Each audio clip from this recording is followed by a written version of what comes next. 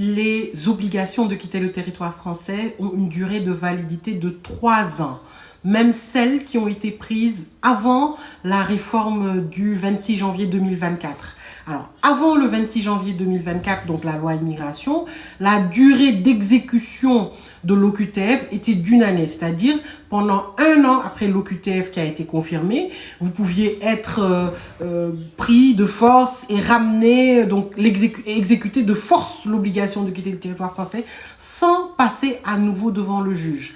Avec la nouvelle loi, cette durée de 1 an est passée à 3 ans. Ça veut dire que si vous avez une obligation de quitter le territoire français et qu'elle est confirmée ou qu'elle n'a jamais été contestée, pendant 3 ans, à tout moment, vous pouvez être ramené dans votre domicile sans repasser par le juge. C'est-à-dire que le préfet peut décider pendant 3 ans, à tout moment, d'exécuter l'obligation de quitter le territoire français.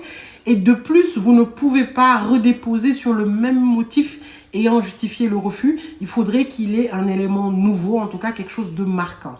Eh bien, la Cour de cassation avait été interrogée pour savoir est-ce que cette durée de 3 ans devait être appliquée aux personnes qui avaient eu une OQTF avant le 26 janvier 2024.